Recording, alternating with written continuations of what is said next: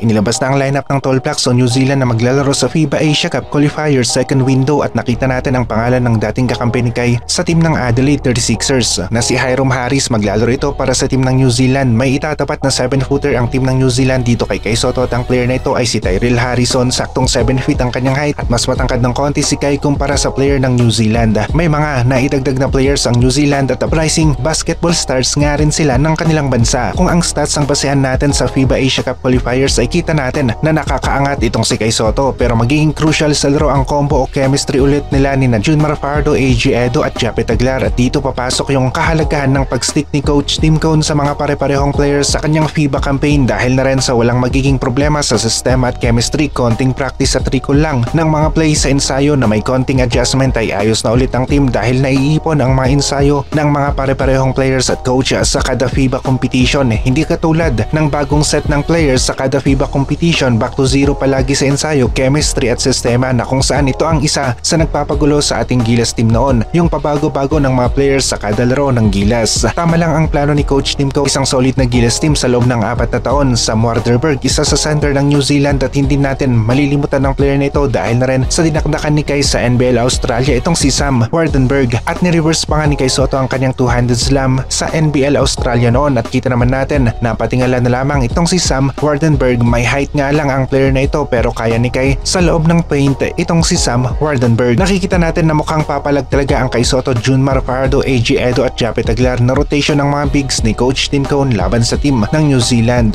Nakita lang natin na ito ang isa sa magiging problema ng Gilas sa loob ng paint. Si Sam Menenga ng New Zealand Breakers, 22 years old na player at napaka-aktibo nito sa loob ng paint. Tinignan natin ang ilan lamang sa kanyang mga plays at makikita natin na may lakas nga rin talaga ang player na ito sa shaded area. Tyrell Harrison, Sam Waardenburg, Sam Menenga at yung iba pang forwards ng New Zealand mukhang gagamitin nga ni Coach Tim Cone ang Gilas Triple Towers combo sa loob ng basketball court. Kai Sotto, AJ Edo, Junmar at Japet, magpapalitan sila at posible talaga na gumamit si Coach Tim Cone ng Triple Towers combo dahil matatangkad talaga ang mga players ng New Zealand ngayong second window, tapos napaka-aktibo pa nga nila sa loob ng paint kagaya nitong si Sam Menenga. Maganda ang ipinapakitang laro sa kasalukuyang NBL Australia. Kung sina Tyrell Harrison lamang at Sam Waardenburg ang bigs ng New Zealand ay masasabi natin na angat ang Gilas, pero dahil na rin dito kay Sam Menenga ay balik ulit sa team ng New Zealand ang kalamangan sa matchup o sukatan ng lakas sa shaded area. Posible na si AJ Edo ang magbabantay sa player na ito, 6'10 si AJ Edo, habang itong si Sam Menenga naman ay nasa 6'9. Magiging mabigat ang trabaho ni AJ Edo kapag nagkataon siya ang maglalockout sa depensa laban sa player na ito ng New Zealand, at magiging abala naman sina Kai Sotto at Junmar dito kay Sam Waardenburg at Tyrell Harrison. Hindi lamang ang Gilas team ang may mga uprising players, kung hindi ay maging ang team ng New Zealand magiging diktikan na naman ang labanan sa loob ng paint.